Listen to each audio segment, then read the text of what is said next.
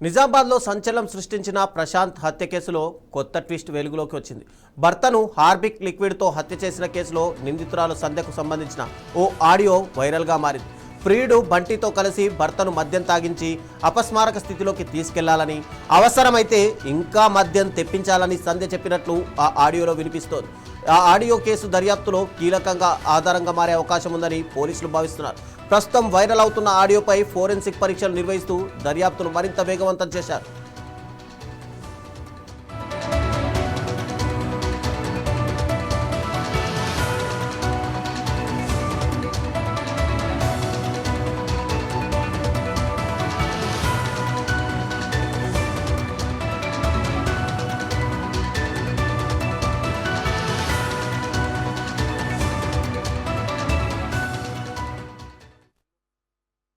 అరే ఆ ఆడు ఎట్లొడుతుంది ఆడే నొర్రెడ్ది ఆ ఆడే నొర్రెడ్ది కాదు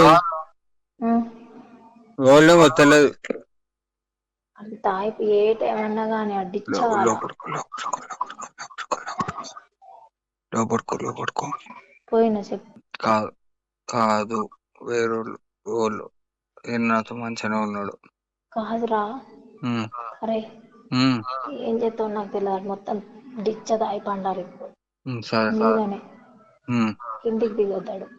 అమ్మ నేను కూడా వండుకుని దీన్ని ఆడు కిందికి దిగొద్దు, ఆడికేదా అయిపోయి నేనేం చేయలే. నాకు కూడా ఆపుతున్నాడు. నేను కూడా వండుకో నేను దీన్ని తిండి లేకుండా. కాదు. నేను చెప్తుంది ఆడు పడుకోవాలి. ఏం చేస్తావో నాకు తెలియదు. మీదని అట్లే పడుకోవాలి, నాకు తెలియదు.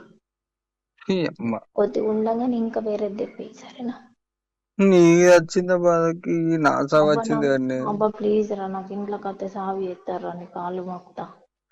కాలుమొక్కడు నేను కడుపు మార్చుకుని నేను ఈడ తాగుకుంటుంటే నేను నా అన్ని ఖరాబ్ సరే సరే, అయిపోయాయి. నేను చెప్తుండేంది. మొత్తం డిచ్చాల అన్ని వండాలి మీద, కిందికి రావద్దు. Okay right. ఇంకా నువ్వు ఇంకా తెప్పి, సగం ఉండగా తెప్పి.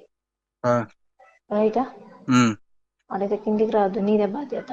ఓకే రైట్ రైట్ హలో సరే.